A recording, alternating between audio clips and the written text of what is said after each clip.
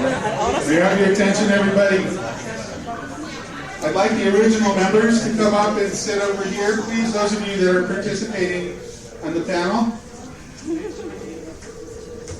And I'd really love to have certain people whose names I won't mention, but if you could all come up, it'd be great. I won't pressure you, Mr. Egan. Mr. Egan. Okay, no problem.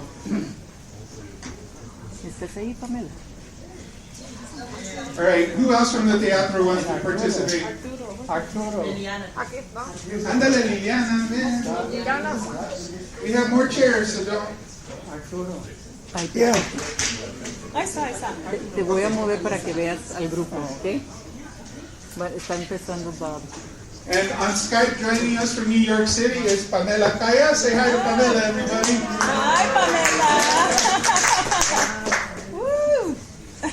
So I guess we'll get started. Welcome, everybody. My name is Bob Diaz, and I'm the coordinator of exhibits and events here at the University of Arizona Library Special Collections. I'm also the curator for the performing arts. But part of my job is to go out into the community to bring in collections of performing arts materials. And I just happened to be a member of Teatro Libertad myself back in 1983 and 84. And I thought, wow, I bet there's tons of stuff out there that we could bring in and create a little archive with. And sure enough, over the last few months, I've hit up every one of these people, and they've all been very generous, and they've all given to us documents that go way back to the mid-'70s. Teatro Libertad started in 1975, and some of the original members are here with us. Those of you who are originals, raise your hand. Ándale, señores.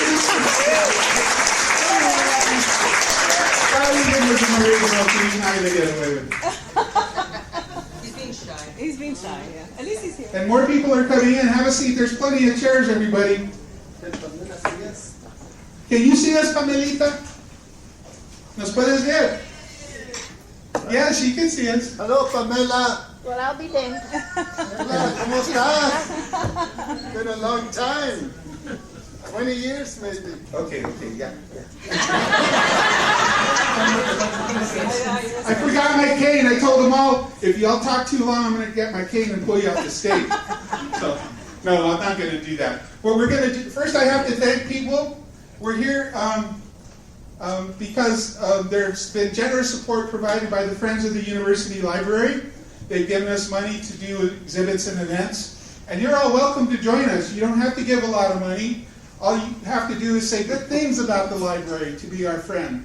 But if you want to give us money and you have the means, we're more than happy to accept a gift in any amount. And there are Friends brochures up at the front table, so afterwards, if you're so inclined, please feel free to contribute. I'd also like to thank the staff of Special Collections, including my team leader, India Sparks. She's here. We have folks that set up the room today, including Trent and Lisa and, oh my God, I'm forgetting names. Morita and George and Amy and Jared. Without their help, we couldn't have this stuff. So please.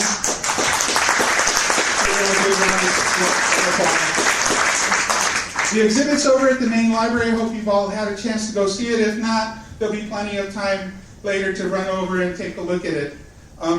The format of tonight's program is going to be sort of like an improv night. We don't know anything about improv. So. Yeah. We're going to have the original members talk about memories about the teatro, talk about significant events, significant plays. I told them no pleitos, no chingazos, nothing like that, please. We'll say that for later. Okay. Okay? So, this mic is live, and I'm going to put this mic in the middle here, and be civil, everybody, and take turns, and we're just going to start talking, and in a few minutes, we're going to show you a clip from a video that was a play done back in 1984 called La Vida del Pobre. So we'll take a little break and do that, and then bring the panel back, and then have time for questions and answers, okay? I anticipate us doing this for about an hour, and then there'll be a reception.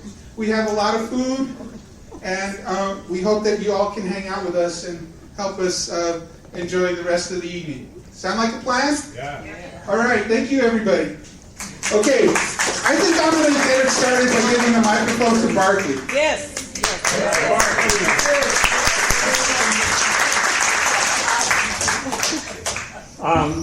I was really sorry that my picture was in the start because it really was a collective.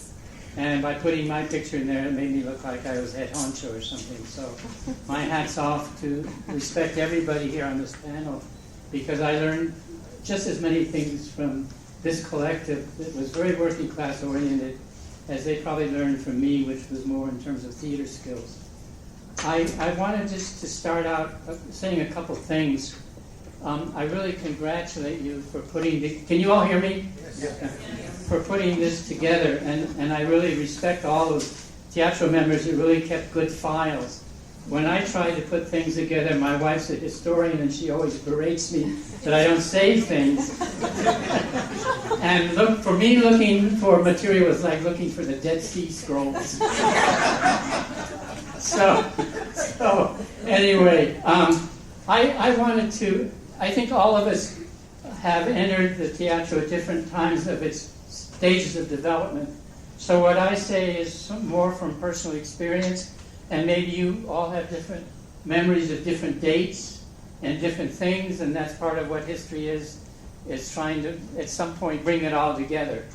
But I really want to just recognize those people in the community who are unfortunately not here this evening, who helped start a fledgling group in 1969 called Teatro del Pueblo, and it included Felizardo Valencia, who was a teacher at Rincon High, Ernesto Portillo Sr., who did a tremendous amount of advertising on the radio to get audiences in. And we did theater that was probably more formal, much more formal than the Teatro Libertad, and really focused on the well-known plays of Mexico and other Latin American countries that were written in Spanish. And there were a lot of divisions back in the community then in those years. And I think that the division between Teatro del Pueblo and Libertad, which came later, helped in some ways to signify those divisions in the community. I was torn because I liked formal theater, and I knew that I had a lot to learn about politics in Arizona, a lot to learn from what it was to form a theater collective. You don't learn that when you're studying theater in a formal drama setting in a university or college. It's considered less theater. As Micheline Keating once said, right? Sylvia, that we weren't theater. She was a critic and a citizen. And Sylviana said she's going to tear her heart out with an Anyway, I'll shut up. But I wanted to give thanks to those people who supported the early Teatro del Pueblo, and some of the actors that did for a while work with us and that are here in the room tonight are Sylviana, Arnold Palacios, and also then when Libertad started, there were a number of people in the community that supported this form of theater. And these included, let me go over their names, Lupe Castillo, Frank de la Cruz, he's here tonight, John Miles, who's here tonight. It takes a community to support a theater movement. It really does. You just can't do it in a vacuum without people out there in the community who are supportive of what you're doing. With reciprocity, we support what they're doing at times. But I think it's really important to know when we write the history someday of Latino Chicano theater in Tucson that we take in these different currents.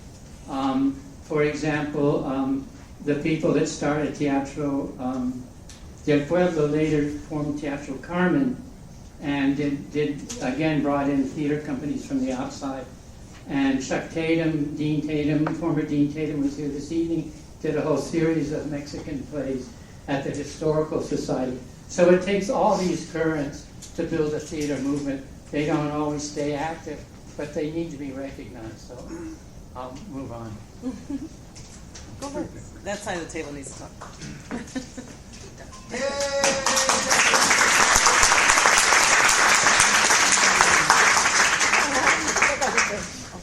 Unaccustomed as I am to public speaking. Anyway, Barkley said everything I was going to say, so now I don't have to say anything. I just remember Teatro del Pueblo because that's the first time I had to wear pony eyelashes. Put the mic closer. Yeah? Sit on? It's not on. Sit on. Is it on? Yo la Está apagué. puesto. Is the green light on? It's on. Yeah. Okay. Just stop close. Stay there. I know what happened. Anyway, we did. Now you got it. Nosotros somos Dios at the TCC, and I was all dressed up like a real classy Mexicana lady, and her sons and daughters are going into the revolution. And Amanda, where's Amanda? Amanda was in it. Allá está. También muy fancy. El Arno Palacios. My brother Willie was el coronel. Malo, he was a bad guy.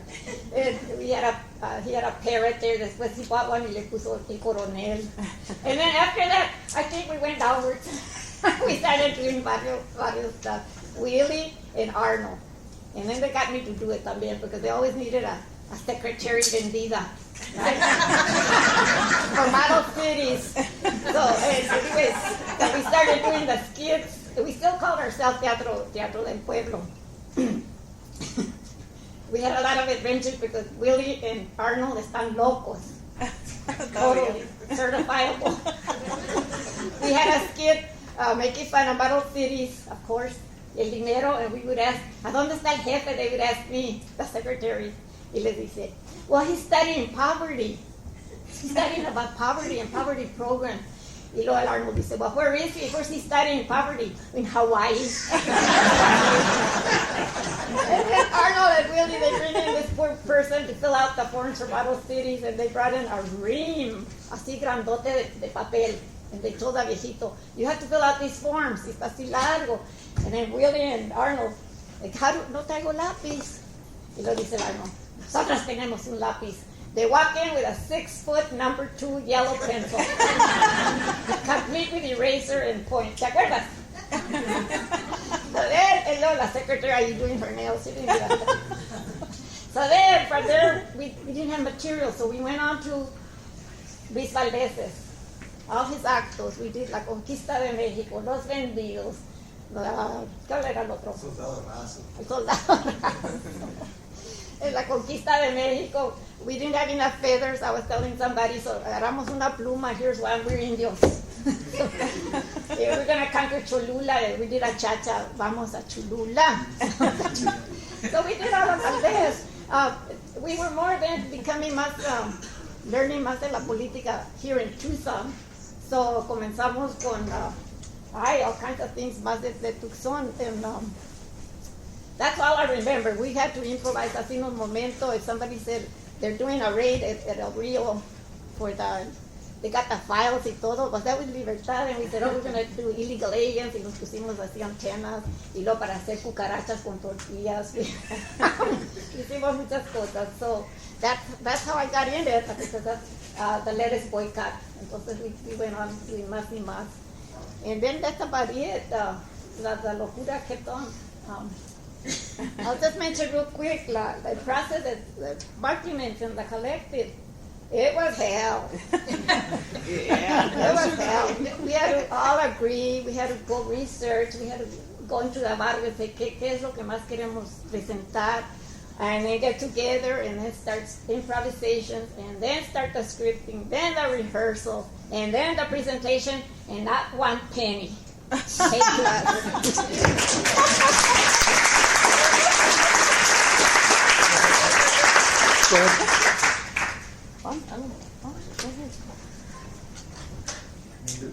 Can you hear me? Yeah. Well, I don't really know where to start. And I want to thank all of you coming here. I see a lot of camaradas and my teatro days where I met a lot of you people here. And thank you. We had groups at the time. I have to laugh about it. me and Scott were always in the backdrop looking, hey, there's so coming, you know, and stuff, and a bunch of groupies. It was really fantastic. This is where I got my political education from teatro. I want to thank everybody who participated in teatro because we had to read, we had to do a lot of research. I remember Linda Letterman, her first day on the job, coming in, she wanted to be a teatrista, and so we handed her a book of Occupied America. You read this. You gotta read this. Occupied America, which is now unfortunately banned. You know, and we did a lot of really good, really political things. We were in New York City, and we were termed as the best. It was Latino Teatro Festival at the time. That's what it was called, and it was we performed at the People's Theater. And it was a really, really great experience. In fact, the Village Boys termed us as the best theater group there because what we were dealing with was immigration. This is what we're dealing right now. And we're still dealing, most of us are really working on immigration issues right now, 1070 and all this kind of stuff. And with the Dreamers, I mean, we're into all kinds of stuff. And I got to say thanks to Teatro because, well, I remember one time, and Roberto Torres, he rests in peace, he passed away about 10 years ago. And him and I were in Mexico City. We were performing in Mexico City, and so we went to I think it was the Zócalo, I can't remember, where the mariachis play all night long. Garibaldi. Yeah, so and I'm standing there having a cerveza, me and Roberto having a cerveza, and I said, peace me, Roberto. I'm saying, what in the hell am I doing here again in Mexico City? You know, doing teatro, you know, hearing the mariachis. It's a dream, you know, that I never imagined when I was going to Pueblo, you know. I was very, very, very shy, and I still am.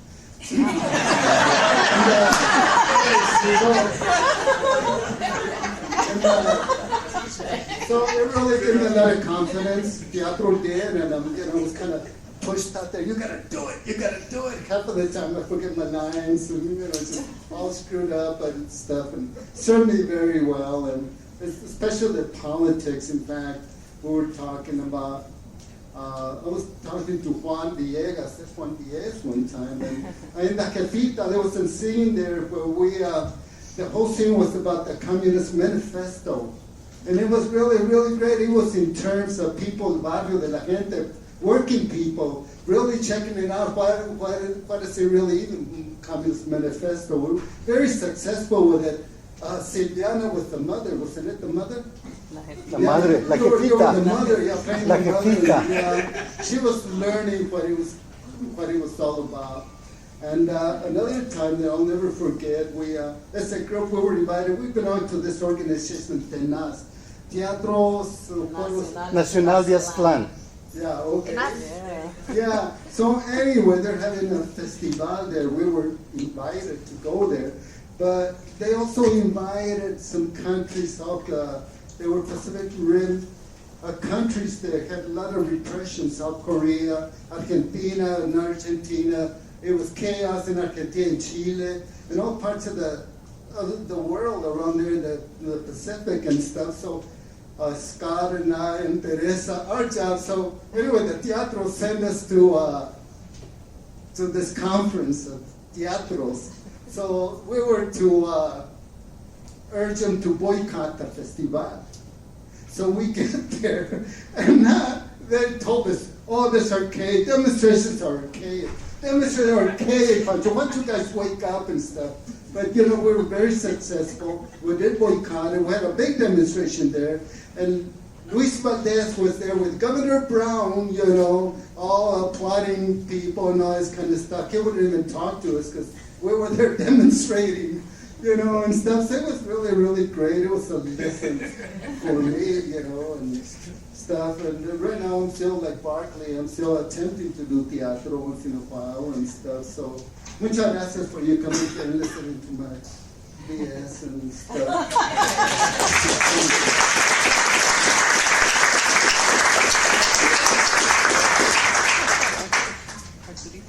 I saw, it doesn't seem like it's on. It's working, bro. Okay. Just talk into it. Okay. Eso. I saw this group in California one time. Teatro La Esperanza doing, what is it, La Víctima. And I decided that I wanted to do that. And I came back to Tucson, and I saw these guys doing all this stuff. And I thought, I got to get in there. I happened to know Barkley, and he invited me to the group. One thing that I brought to the group, everybody brought something different to the group. Like Barkley brought the technology, Teresa the beauty.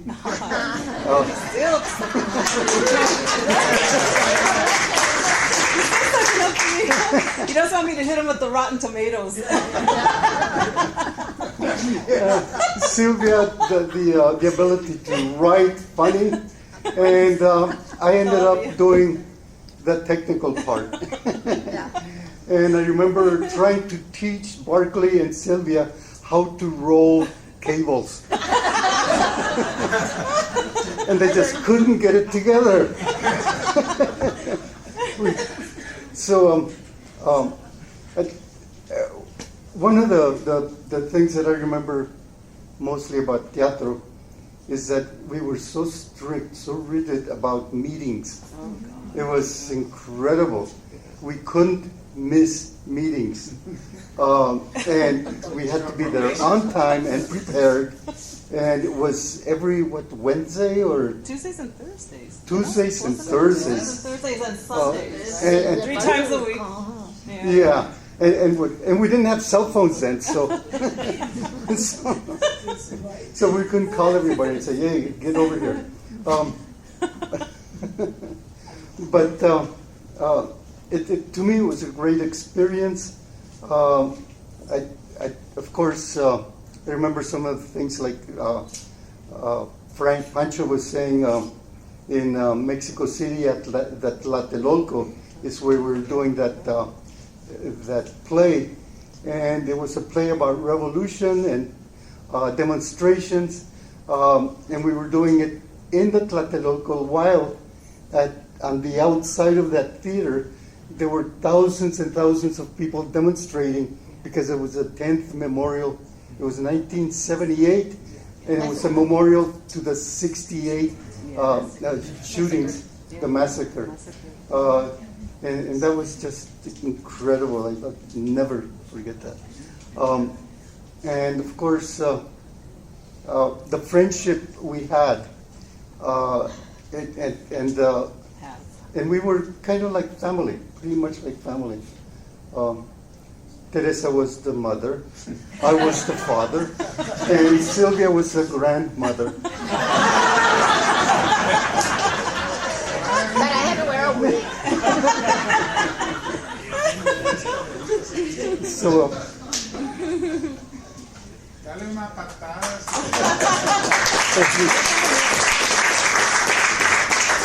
I actually think I can still project. Wow. All that theatrical training I had with Barkley. Actually, for me, Teatro Libertad was his fault. I was the student of drama. Para los que no saben, mi idea era ser una actriz famosa en Mexico.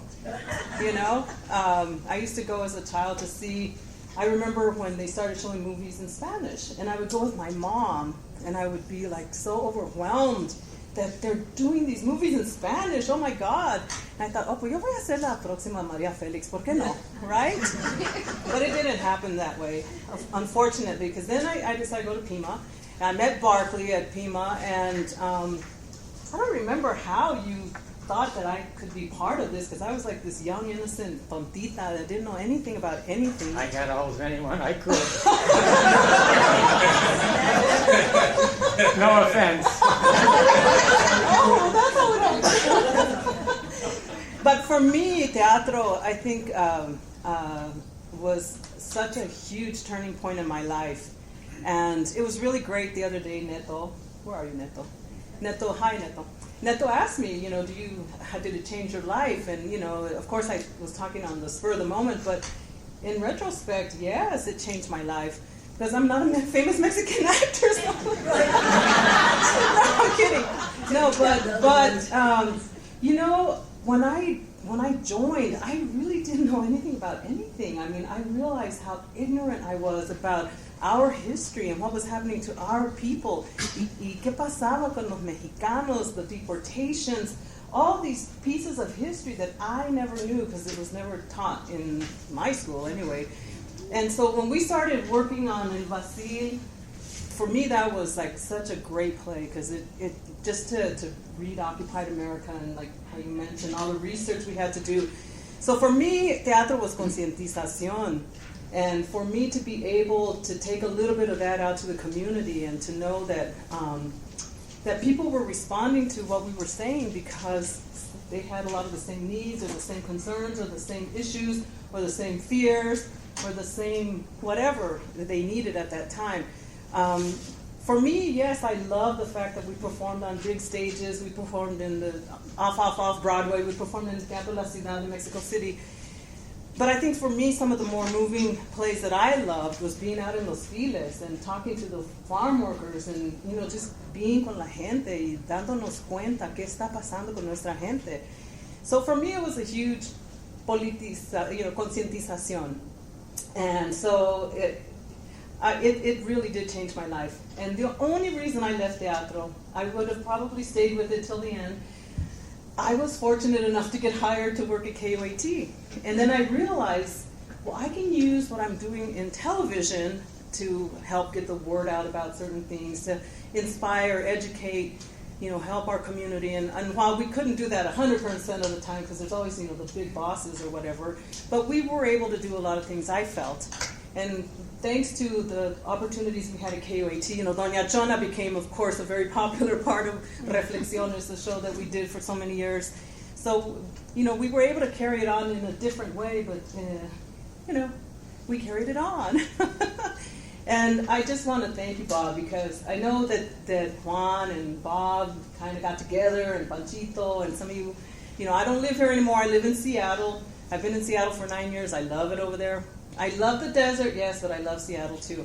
But this is just really great. It's so great to see so many of you because you all were such a huge part of our lives. And I know we were a huge part of your lives. So it's just really wonderful. And I'm really thrilled too because my brothers are here. And especially my brother Kermit. Yes, I have a brother named Kermit. That was from the what I lovingly call the white side of the family. My daddy was Jones. That's where I got the name Jones. And then my brother Mario is here too. And the reason I'm pointing them out is because como nos aguantaron, you know, stuff that we had to do and we had to impose and impact our families because we were on the road or because, you know, husbands and wives and people getting mad at each other and divorces and new marriages and some of us who still are single, híjole. But, hint, no. But the reason I point out my brothers is because I know for a big part of our lives, my sister Pernella, of course, you know, was in the group too. You know, they really didn't get a chance to see as much of what we were doing. So I'm really thrilled that you guys are here to find out a lot about this stuff that you probably didn't know a whole lot about. But that's what teatro meant to me, you know, mi concientización. Becoming the woman I feel that I am today is really thanks to all of you guys and having the opportunity to be part of this, what I consider a very important part of our history here in Tucson.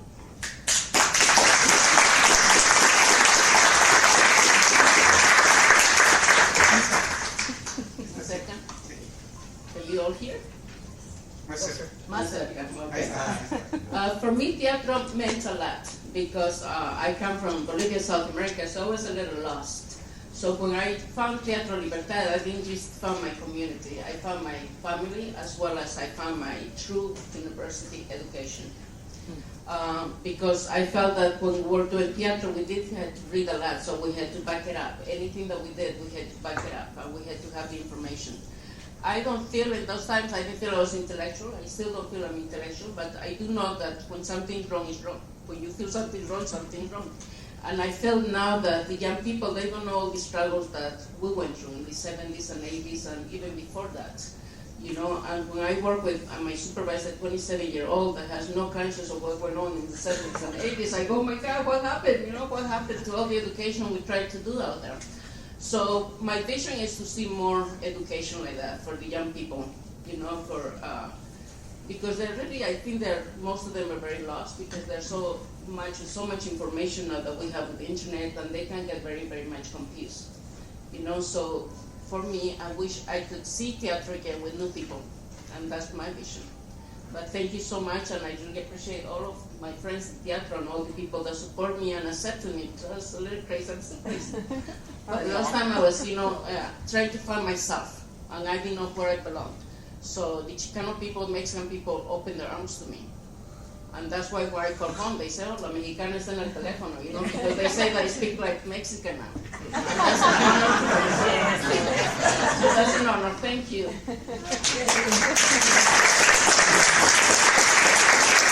You're absolutely right, Teresa. My wife has stood by me all the times I did teatro. My son Christopher, is my son Chris here somewhere? Yes. And he was in some of our plays. I want to take the quick opportunity we're trying to keep the thread going of politics and theater. We have commissioned a playwright, Milta Ortiz, if you'd stand up, please. She's doing a docudrama on the closing of ethnic studies. And we hope to be able to produce it here and tour it. And her husband is a director in residence. Mark, would you stand up? He will be helping during the trip.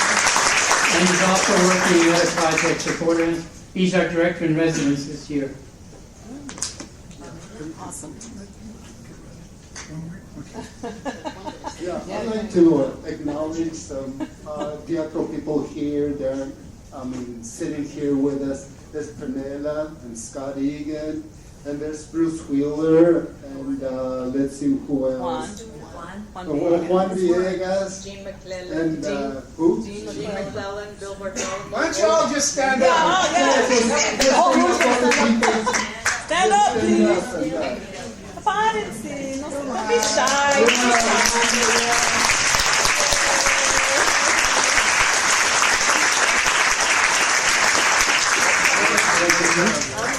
Pamelita. Silviana's daughter, Oh, Adriana. was Yes. amazing. She started out being in the play of El Racine, and later on she was the managing executive director, the business person when she grew up and brought up her babies in the office there. And then our two sons were also in plays. So it was like a big family thing. It was not just the individuals alone. They pulled everyone with them. Arturo also. Yeah. I want Pamela to say a few words. ¿Quieres hablar, Pamelita? No, cómo no, saludos. Espera. Okay, go ahead. Pregunto, ¿me escuchan? Espera. A ver, trata. Habla y yo lo subo. Okay, Pamela. ¿Ya? Sigue. Put the microphone next to the speaker. What speak? Over here. Pon el micrófono. Sí, más cerca. Right there.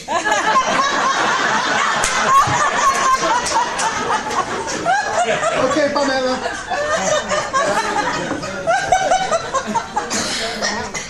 You're on. Para mí es una alegría, un privilegio estar desde aquí, desde Nueva York, en Tucson.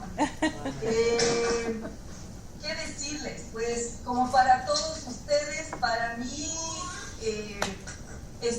haber estado en el teatro ha sido mi o sea, he podido canalizar mi anti-imperialismo en un lugar donde yo no conocía que había tan linda gente, ¿no? Y la primera vez que yo vi a Teatro Libertad cantando con toda la energía del mundo la plegaria, o sea, empezaba levántate. Yo dije, yo tengo que ser parte de ese grupo y de esa energía política que oh, I'm sorry, do you guys understand my Spanish? Not everybody. Not everybody? Okay. But anyway, my political energy came alive again in Tucson, Arizona through Teatro Libertad. And I really thank you for that because you, as for Liliana, you became my family. Although I was a second generation teatro person, you became my home. And from that home, I was able to do the politics, but also to really have brothers and sisters who were in the same page as I was. And it was really neat, wonderful to learn from each other. We were always, especially with La Vida del Cobre, we were always pushing for our agendas, right? And sometimes it was hard to push for a more transnational agenda or whatever. We wanted to put Chile, we wanted to put everything about what was going on at that time in the world. We were doing progressive politics in a context where everything was getting so conservative and so ugly and so Reaganite, and we were able to push through our agendas in the sanctuary movement, in the miners movement, and I was really happy to be able to be part of that. And I thank you all for having had the openness of mind and of soul to be able to accept people from Bolivia and accept people from El Salvador, because in the end there were Salvadoreños that sort of were part in a little bit, for a little while, in Teatro Libertad too. So I just wanted to say that that I love you guys for that, and I love you. I love the way in which we work together. And I thank also to the people who saw us and accompanied us, like Lupe Castillo. I never forget her. I never forget John Miles, and I never forget Bill, who were always accompanying us in all our comings and goings and doing theater. And I don't know, theater marked my life. I did my dissertation on the theater movement in Nicaragua and Cuba. Theater became my way of doing things and politics, because it went beyond the politics. It allowed me to be a human being with all of you. Thank you for that. Thank you. Thank you, Carolina. All right, everyone. I want to show you one clip from La Vida del Cobre. First of all, you didn't know who these people were. They didn't say who they were, right? Silviana Wood. She's a writer, playwright, Doña Chona. Arturo Martinez. Teresita Jones. My love. Barclay Goldsmith. Liliana Gambarte. Francisco Ancho Medina. And Pamela Jones and Pamela Calla. Pamela helped me with this typing, so I have to thank her. Okay, I'm going to just show you one scene from La Vida del Cobre, and then we'll reconvene and ask questions. And then we'll get together and eat food. Yeah. So you guys who are sitting here, you may want to turn your... I'm going to move this to chapter 16. A ver si puedo.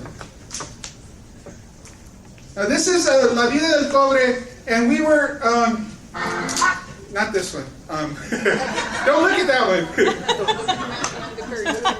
This was a two-part play, and the first part dealt with the Bisbee deportation, and the second part dealt with the Phelps Dodge strike And the scene I'm going to show you includes Liliana and Pamela, Juan, and Bruce.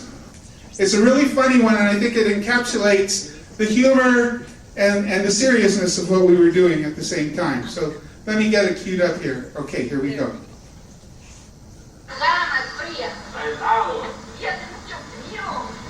¿Mi papá dónde está? Yo no sé. Yo lo vi al pobre viejo, le cortaron el agua a los cabrones. Pero va a venir, ¿no? Maybe you want to do it in front, yeah, right over here right in front. All I want you to do is solve it so quick. I'm here to give an interview. I'd like to know what you are doing here. Vamos a hacer un excusado en el desierto. Vamos a tener un picnic. Did she say picnic? No, she said picket. This is a picket line. And what do you hope to accomplish by having a picnic? Well, we're going to get a suntan. Estamos en huelga. We're on strike. We're protesting against those guys that are taking our jobs. And why are you on strike? The company wants to freeze our wages. They want to cut our medical benefits. They don't want to improve our safety conditions. We're striking to keep our seniority rights also. También dile que nos quieren quitar la cola. What is soda pop have to do with all this? Cola?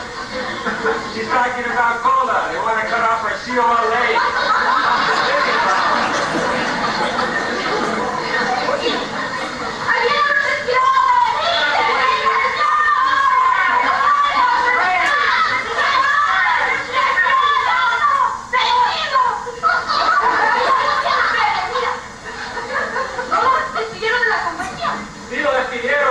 Everybody's coming here to help us.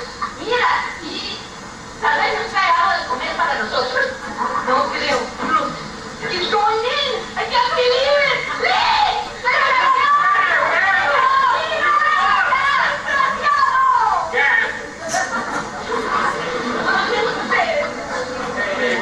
Wait. You know why his parents called him Pedro, don't you? Because they couldn't spell Pedro.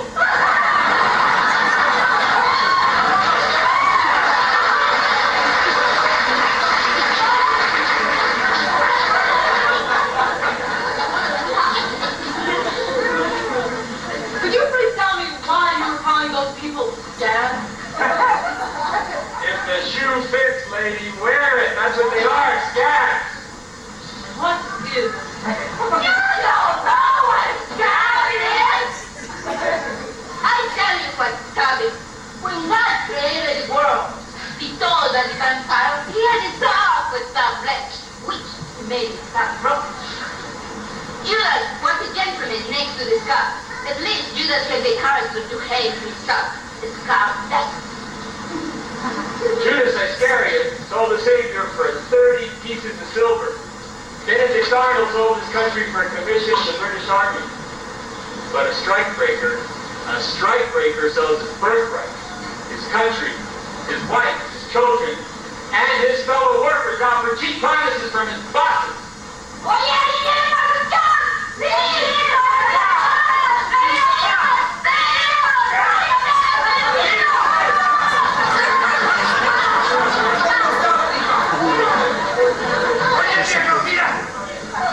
La compañía es de papeles de Navarra y la compañía está sacando anuncios para esquirones que vengan a quitarnos los trabajos.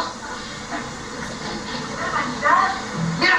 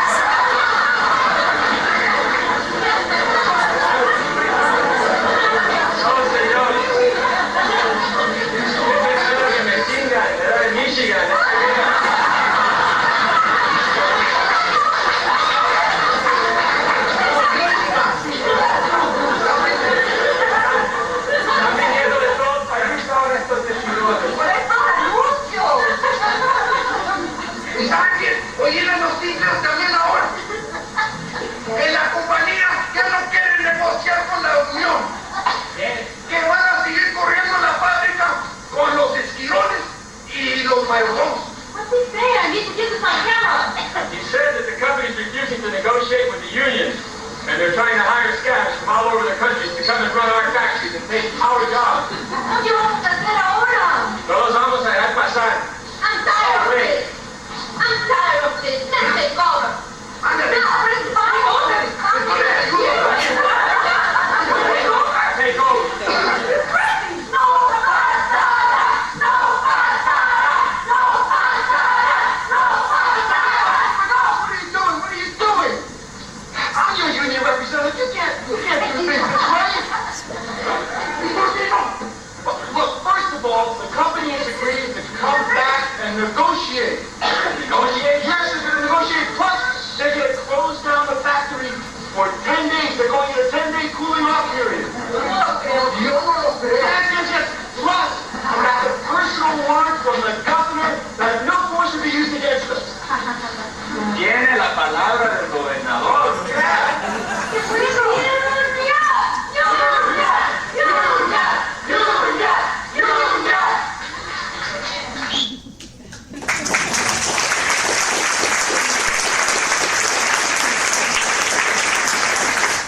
I'd love to show you more, and what we're going to probably do is have the play running in the lobby while we're all visiting with each other.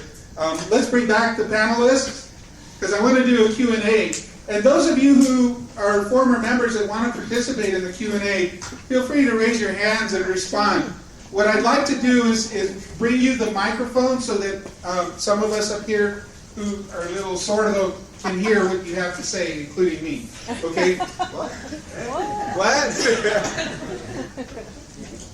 Okay, so anybody want to start with questions? Just raise your hand and I'll bring you the microphone.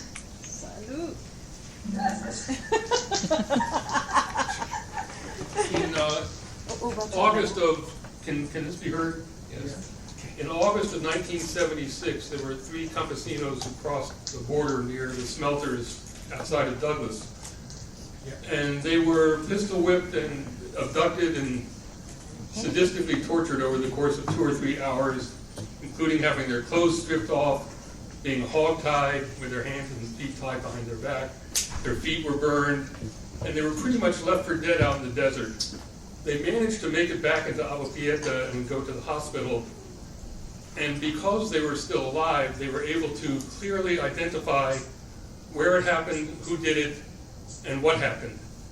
They accused a rancher named George Hannigan and his 2 sons, Pat and Tom. This became the beginning of essentially a 5-year legal process. I was covering it pretty much from day one. After about a year or 2 of going through legal briefs and interviewing these people over and over, I got a call from Barclay. This is probably 1978, 79. Do you still have the trial transcripts? Yes, I do. Could we borrow them? Sure. And a few weeks later, another call came in from Barclay. We put on a little play we'd like you to see. Is there anyone connected with Teatro Libertad who remembers that particular play? Anyone? Barclay, I remember you were George Hannigan. I'm always... Is there anyone else who remembers that production? I think it might have been just put on once for my benefit. It was also made into a short movie clip. Really? At KUAT, I think. Does it still exist? I have no idea. Where's the other mic? Over here. Right there. Oh, could you pass it to Bart? Oh, okay. So everybody can hear. So make sure you guys have the mic when you're talking. Okay. Well, it had a major effect on me because by that time I was so tied up in the legal ramifications and the legal briefs and all of the papers that were being filed and what attorney was saying this and which court had jurisdiction, that to see it refreshingly put on in its most bold and crude and emotional sense helped my writing of a chapter of a book I wrote called On the Border, but it was the anchor of that book, On the Border, was the Hannigan case, and what gave me the emotional push to a certain extent was the production that you all put on. So my appreciation to you all, and I'm glad that somebody still remembers it. Yeah.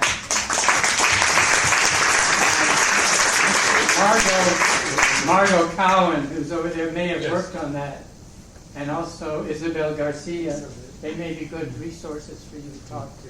I should add that an electronic digital publishing company in Spain next month is bringing out that chapter of On the Border of this event that took place almost 40 years ago. It'll be available in Spanish to the public in the digital format. Thank you, Tom Miller. I know a lot of you were with the Teatro from the beginning, including Frank and Isabel and Lupe and whatnot. Who wants to talk next? One of you guys. John, do you want to say something? Come on, John. Well, I remember back in the mid-'70s, I was working, a lot of us were working with the United Farm Workers boycott here in Tucson, and we were doing a guerrilla theater. You know, and we would get together in John and Nancy Makoviak's backyard and, you know, drink beer and just, you know, have a good time. But in all seriousness, we would plan to do a play or performance in a mall. And I think at that time there was only one mall. I think it was the Elcon Mall. So we would go there with rotten vegetables and hose and farm worker clothes, and John Makoviak would stand or go around the mall and start yelling, "Attention everyone, attention, there will be a play in the mall here in 5 minutes." Well, people came out of the stores, and of course security came, and I think Nancy Makoviak went and dealt with them, and our play was only like 5 or 10 minutes, and by the time the police got there, we were gone, and of course we left all the old vegetables there. And we did this in front of some markets too that were carrying non-farm worker lettuce. But out of this, we had a lot of fun doing it. But one time in Makoviak's backyard, Barkley shows up, and I think Teresa was with him, and they were going to show us, how to act. We thought we were pretty good actors. But so it was kind of funny, all the exercises we had to go to. So I was a part of it back then in the beginning, and I knew with all this practicing and rehearsals, it was going to take a real commitment. Started out like 1 day a week, and then it went to 2 days a week, and then I think it went Tuesday, Thursdays, and Saturdays. And I wasn't prepared to make that commitment, but I was prepared to, when they were going to do a play in the park, to go there and help set up and do various things that required, non-rehearsal activities. But it was, I really enjoyed it, and I'm so happy to see a lot of the people who participated, in it in the early days. And I'm sorry that John and Nancy Makoviak aren't here too, because they were the ones that really got it going. And we were kind of copying Teatro Campesino, he's a farm worker theater group that would do these kind of things. So it all evolved, the Teatro Libertad all evolved basically out of that.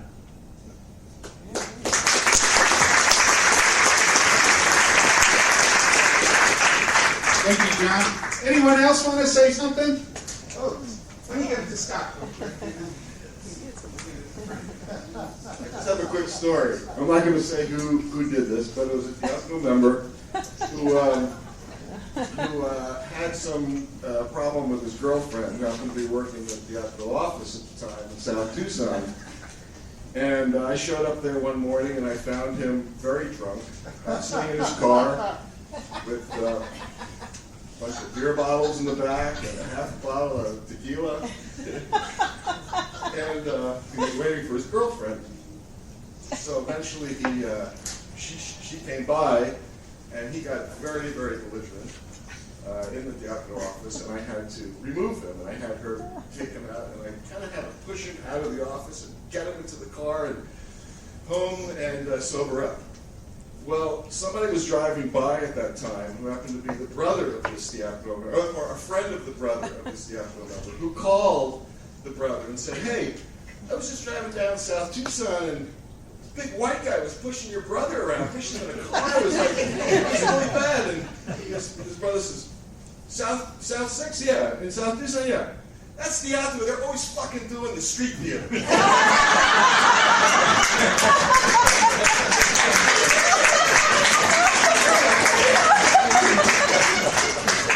I wonder who that was.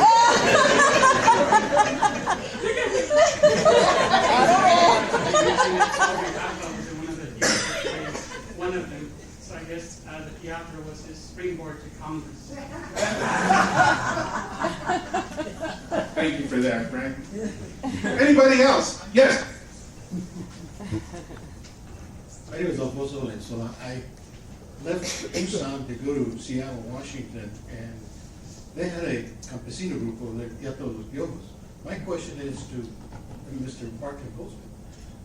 At that time, was there any influence from other teatros that were going on, guerrilla theaters like Teatro Campesino, Luis Valdez, and all those guys, to help you?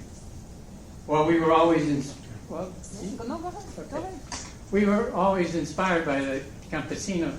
They had published a lot of what we call actos, short theater pieces, and so we aspired to do that kind of work. And some of the teatro members actually came to Tucson various times to perform. Some stayed with us, and sometimes they give us workshops. They were mostly in acting. There was a really crucial person from the San Francisco Mime Troupe, which is a radical theater in the Bay Area.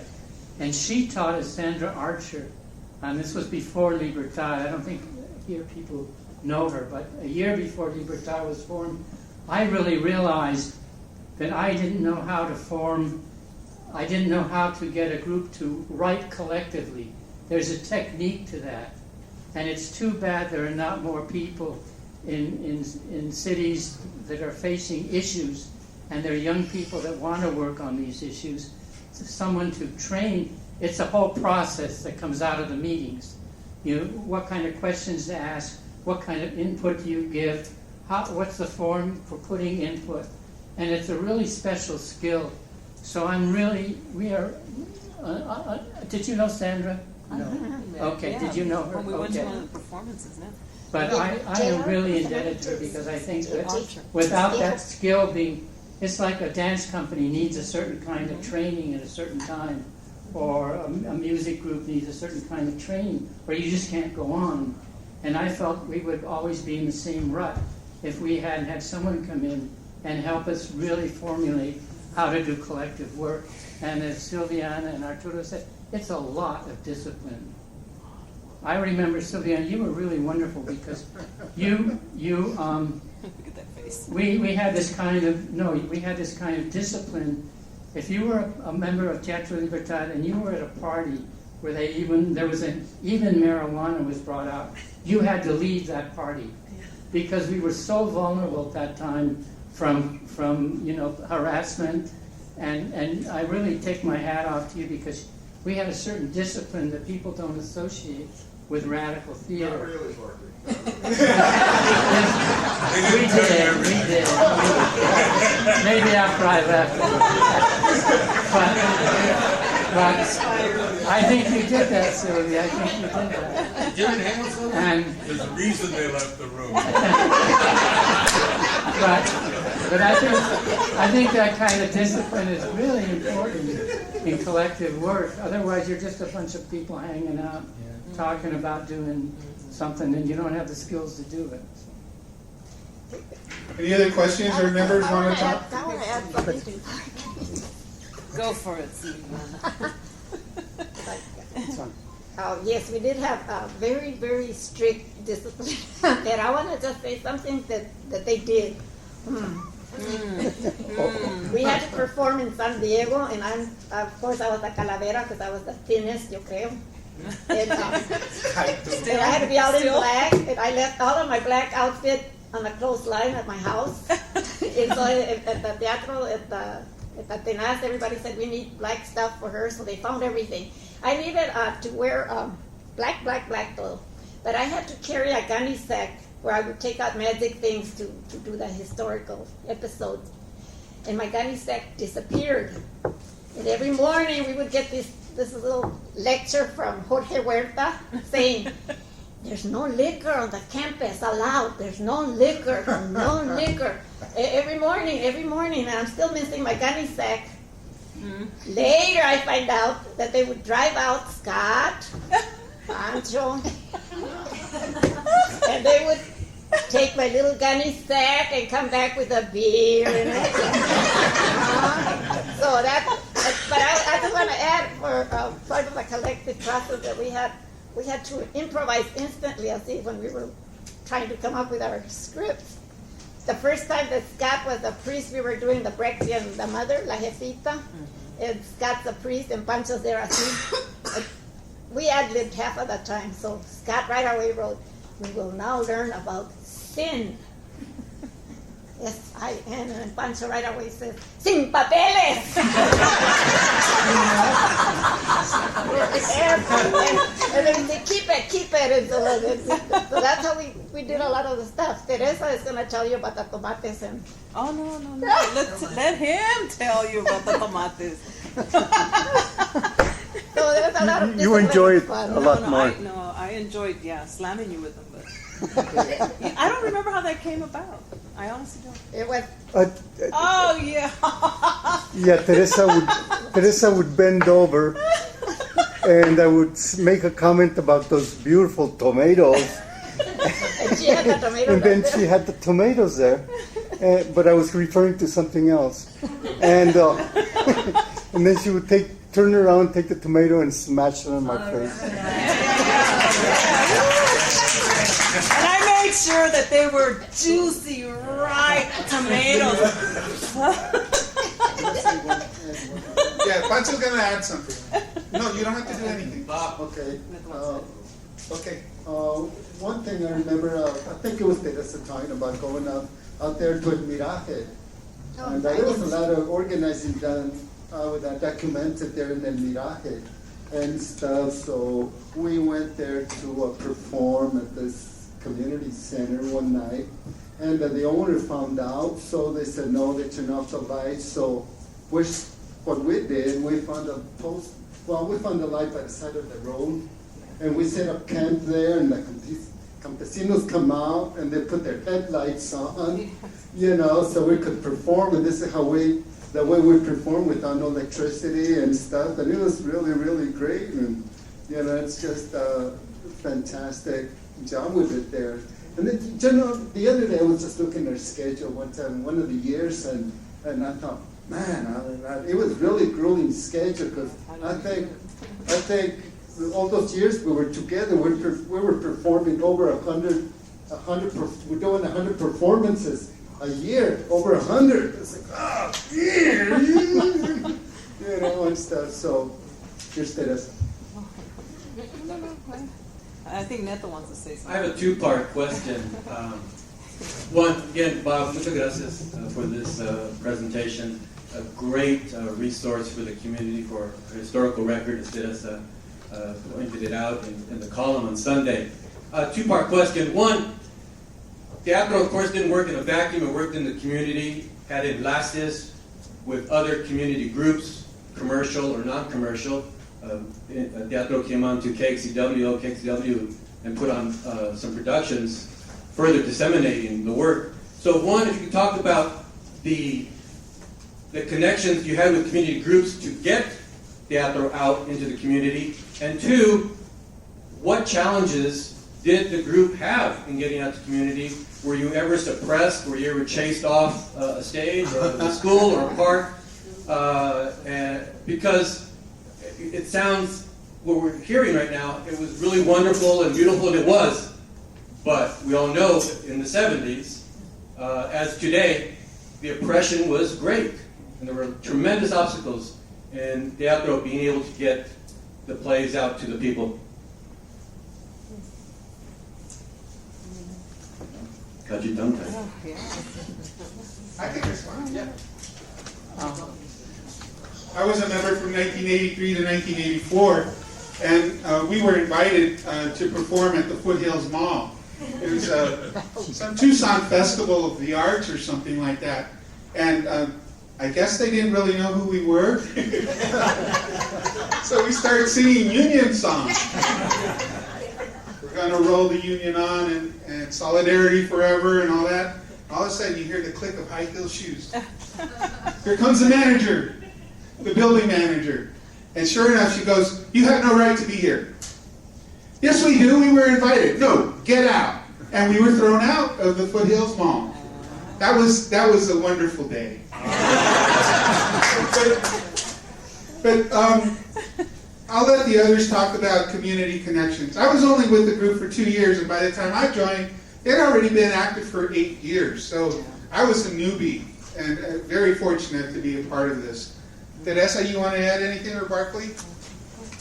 Well, when we first started Teatro del Pueblo, the local two local papers put a tiny little article in. It was the first time Spanish-speaking theater had been done in Tucson in decades and decades, and all we could get out of them was 2 or 3 little lines somewhere in the paper. So that it's changed now. There's a lot more support, but I must say that there are other forms of quote. It's not direct censorship, but it's a feeling, particularly from the corporate part of this country, to not support something like Borderlands. I mean, that it still continues. It's very subtle, but it's there. It's not there from foundations or state arts agencies, but it's there from corporate America. We don't get the sponsors that a lot of the other theaters get here. We just don't. And I've sat with them, and talked to them, and some of them are very honest. I don't want to tell you who they are, but it still really exists a lot.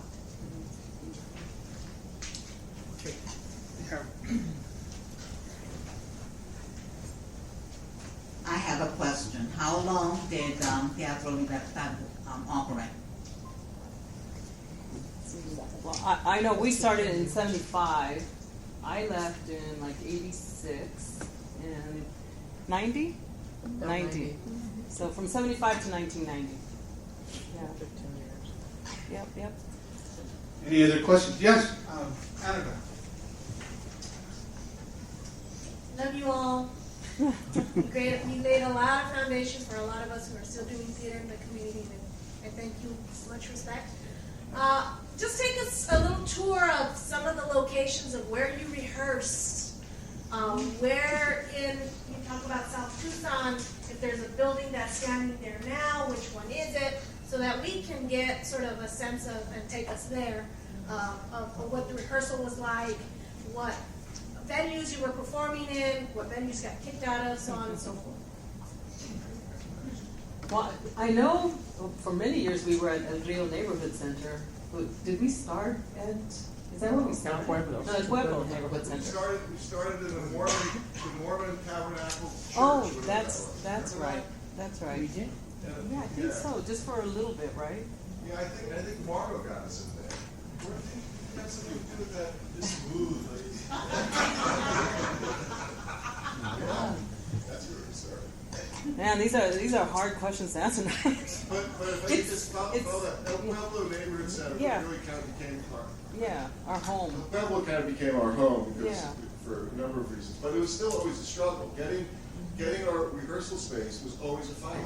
They would schedule something and not tell us. I mean, it was not always easy to find rehearsal space. But El Pueblo finally kind of made a home for us to rehearse. No, and I was going to add just what you were asking earlier, Neto. I was fortunate enough to be one of the few paid staff members because I was helping write grants and getting some grant monies, very, very limited, but I think I was so engrossed in that gosh, I'm trying to remember what other community connections we have. We obviously must have. I remember when we started performing at some of the community colleges, and when they first started actually offering us money, it's like, oh my God, they're going to pay us for this. It wasn't a whole lot of money, but we were able to get a van. We were able to, start producing some publicity materials. But as far as, the rehearsals, yes.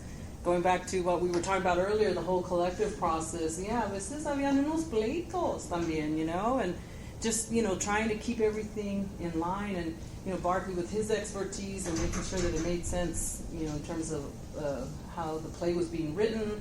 And God, it was just great how we all really did learn from each other, and there was just so much sharing, and lots of little beditos here and there too, but it was an incredible experience. Dr. Bartholomew.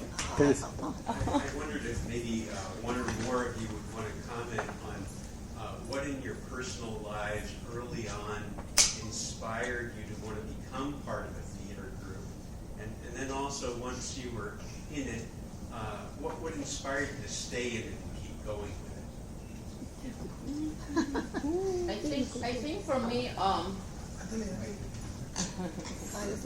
think for me, what inspired me was when I began working, going to California and getting all the people from Central America. And then when I met Teatro Libertad, inspired me because, as I said earlier, when you feel something wrong, something wrong. So you don't have to be an intellectual to know that. And what inspired me is that there were a lot of things going on in our community that needed to be, somebody needed to talk about it. And I think teatro, we had the balls to do it in those times because we're really out there, we're really out there, not just educating the people that we're performing to, but educating our closest friends, And many of us, I think myself, I lost some friends that they didn't believe in my politics or what I was doing. So that was a struggle as well because, and we're still struggling with that, I think, as Latinos and Hispanics, Chicanos that we live here in Arizona. I think we have even more struggles now with the immigration thing that's going on right now. And I feel that now it's time to get all the young people really to be mobilized again and be, as we did in the 70s and 80s, be out there and really bring that passion out, which I don't see anymore in young people. I don't see it. And I miss that. I miss the passion. I miss that wanting to hold on to something because you were going to find some kind of change, And if we didn't find the change, I don't feel like change a lot, but I think theater changed me. Changed me in a way that I was more conscious about things, changed me in a way that I would question things more. I was not just an immigrant coming from a poor country, trying to do the best or obtain the American dream. That was not it. I wanted to know justice. I wanted to know what was going on in the United States. How were the so-called majority people were treating the minority. And that's what gave me passion to continue.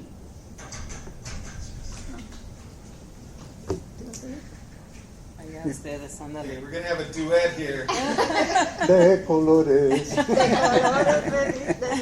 We had to learn that song and sing it 1,000 times. Yeah. I have two answers for people. Mike. No, put it closer to your mouth. Close to your mouth. Okay, memories. Anyway, I was raised in Salinas Valley, Salinas, California, with John Steinbeck's shadow over me, and that's when I started writing. Pero a lot of people, when you read about Cesar Chavez, he was arrested in Salinas, one of the first times que andaba por ahí, and I heard his name. I had no idea he's in jail. Y todo está ahí. I was 18 or 19, maybe 10.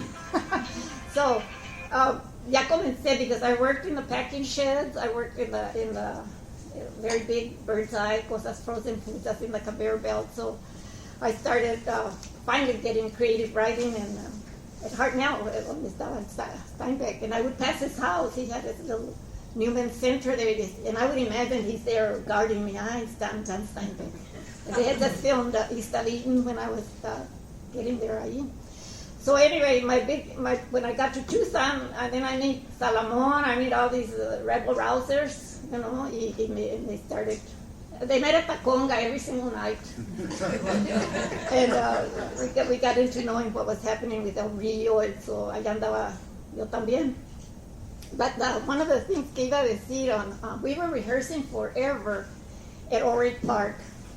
In one of the shows, the Shrike era Pancho Villa, but back to Arnold and my brother. It's a wonderful play by Luis Valdez. And that shrunken head era una cabezota así, and we had it on top of the TV, and my brothers tampoco, So he invented a way to make the shrunken head smoke. Le ponían un cigarro así, and he's underneath the TV set. Y está fumando el Pancho Villa. And so it was, but what I wanted to say, we rehearsed a lot at Orrick Park. Todavía éramos Teatro del Pueblo, not the classy one, the barrio one. And our kids del barrio started going to every rehearsal. And then there was a deaf man, El Tocho, So the way we learned to project was if he said, "No se oye!" "Calones, no se oye!" So then we knew, okay, Tocho was waiting the last row, we had to project, ¿verdad? So the other thing, they learned their lines, and Ceci had a line, my sister had a line where somebody knocks, but the person that appears has been in prison, ya no tiene cabeza, so she doesn't see him. So her line was, "It's nobody." She kept saying that, ¿te acuerdas? "It's nobody." So when we're performing, then they knock on the door, she opens the door. The audience said, "It's nobody." And that's the time came. I said, "Oh, well, we had to." And my brother decided we did a Christmas show, and he decides he's going to bring a donkey that brings in Mary and Jesus. And the stupid donkey wouldn't climb the steps. He had to come up on stage, and my brother's jalando, So anyway, we did rehearse a lot at Orange Park. We had another, remember the acto we had to do, the Butterfield route was going to knock out Barranita. And so Barkley brings in this man that could do puppets. We did a Butterfield monster, you will remember, like 6 foot. Then we couldn't get him out of the building. We were rehearsing the old chinito right across from Davis. Yes, that Butterfield monster. We were saying it the whole, very, it's a metaphor. So then one of the boys, we were still rehearsing, he has to carry this big old window glass. I don't know what we were doing. Y pasa el tren, here comes the train, which is the biggest thrill in Barranita, to see the train go by. And he drops the whole window. Se queda ahí con la boca abierta. So anyway, I just wanted to say we did rehearse wherever we could. Okay, we have one more comment, and then we're going to go. Okay. I just wanted to mention that we were not alone doing this. There were the TENAS, the Teatros Nacional de Aztlán organization, that we would have festivals every summer, and somehow we found the money to be able to get over there and spend a week or two watching other people doing theater. There were theater companies from South America where they were actually being persecuted. There were people in theater groups in California that were kind of coddled by the state with lots of money and everything in between. And we were able to feel part of a larger community at the time. And I think that really helped shape the way we felt, the way we were doing things. Sometimes we would be angry at them, and sometimes we would like what they did, but they were there for us to interact with. I just want to say that. Pamela teaches in New York.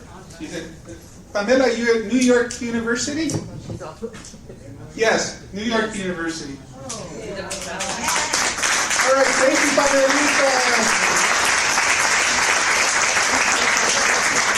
It's 7:30, everyone, so we have a little bit of time to hang out and eat food. There's a ton of food. Don't forget to go next door to see the exhibit if you haven't seen it. You go through the main doors to your right, just past the stairwell, and you'll see the exhibit on Teatro Libertad. Let's give our panelists a big hand.